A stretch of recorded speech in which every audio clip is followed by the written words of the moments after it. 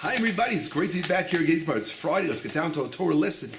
This week's portion I want to talk about the servant of Abraham a little bit, about how Abraham's son Isaac finds his wife, that whole arrangement that took place, finding a match for Isaac. And it says, we look in the Midrash says something very unusual.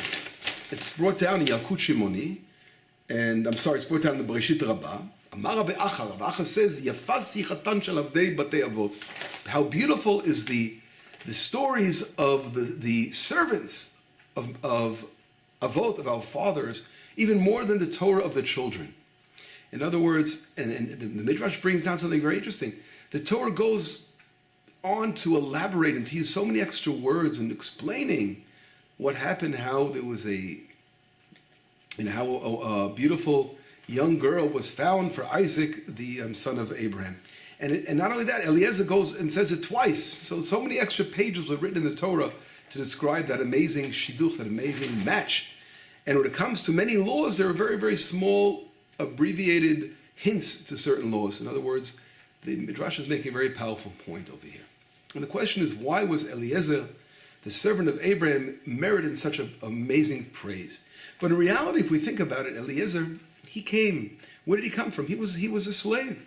And our rabbis talk about the Targum, Yonatan ben Uziel, I think, or Onkelos mentions, I think it's Yonatan ben Uziel, who mentions that actually he was the son of Nimrod. In other words, the evil Nimrod.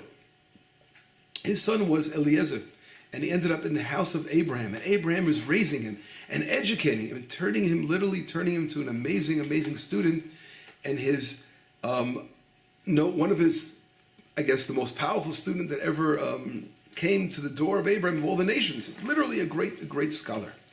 And not only that, we see in the discourse between Abraham and God, back in the portion of Lech Lecha, and Abraham is saying to God, I have no children, I am childless, and my servant will inherit my home. And God says, no, don't have despair. You will have a child who will come out of your loins and he will inherit you. But we see how Abraham looked up to that servant and he was willing to have him inherit his home.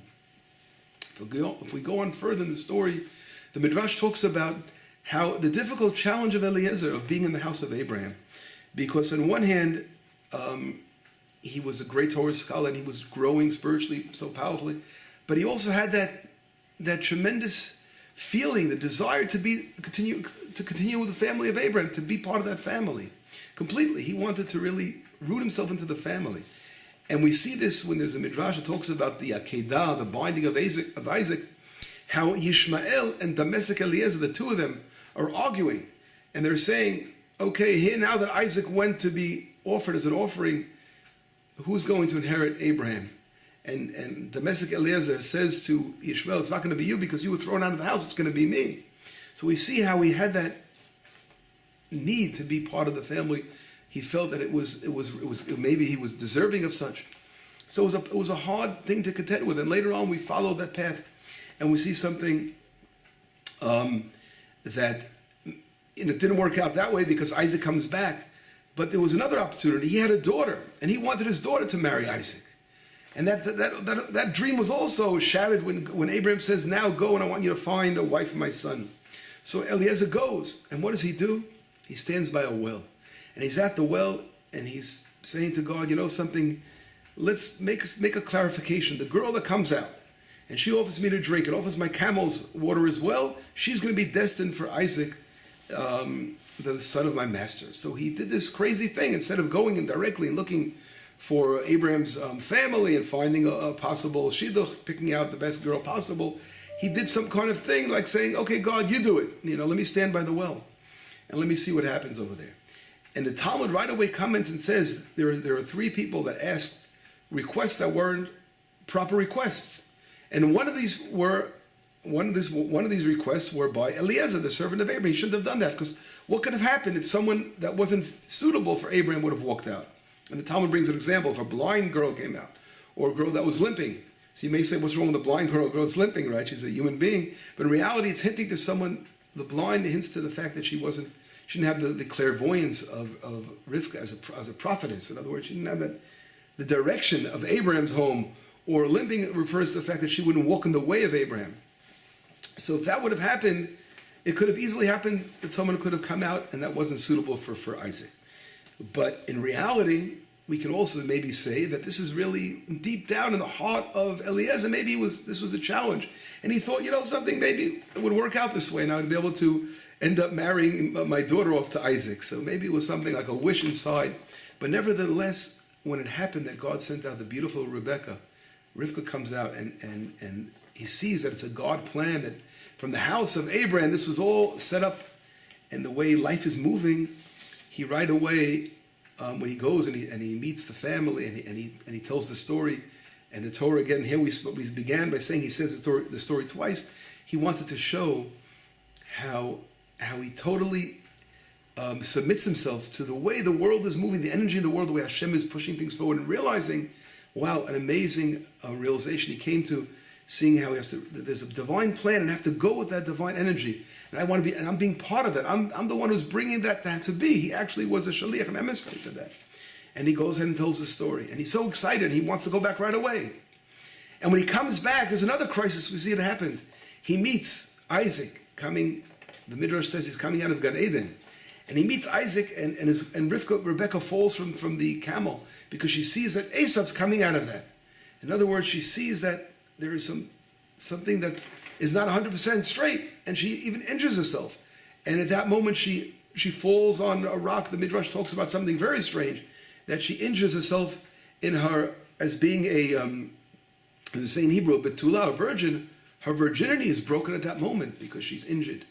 And right away, when Isaac meets her and takes her into the tent, and he goes ahead and says to, what's going on over here? You're not a virgin. And she goes on to this, and she says, I am. And he says, you're lying. And he calls in Eliezer, domestic Eliezer. And Eliezer, and they actually find the rock that she was injured on to prove that it happened when she fell off the camel. This is a very powerful midrash. But what is it saying? It's saying reality, that he's again accusing Eliezer, the servant of Abraham, from some wrongdoing. And here we say, poor Eliezer, what's going on over here? In reality, that is the struggle. That's sort of the midrash is creating a picture of the struggle if Eliezer the whole time wanted his daughter for her, really. And maybe it's showing where his heart was in constant motion. Here he was like, God forbid, he could have been framed for something he didn't do. But in reality, this is again is showing that powerful struggle that he was going through, and that whole thing. And he came to realization that he was an emissary, as flowing with the divine energy in the world and being part of the continuation of Abraham. He was actually part of it. And that way he connected onto the family. That way was the way he had to connect to the family of Abraham.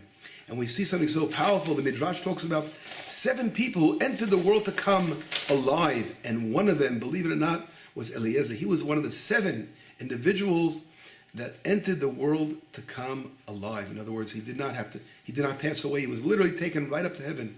That powerful statement of the Midrash, I'm not here to explain what it means, the deep meaning behind it. In other words, there are people in this world that their whole lives are devoted to further the divine plan in this world. And that's what it means. He's literally part of the everlasting netzach, the everlasting continuity of the world, of the divine plan.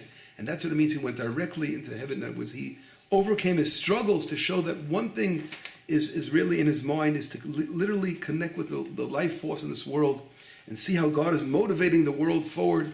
And he was part of that, of continuing the family of Abraham and allowing, of course, the house of Israel to be born, and which is going to rectify the world and bring the world to that state of Gan Eden, of being in the world, of reaching the entire world will uplift itself, literally connecting itself to the divine presence in the universe that comes down to this world.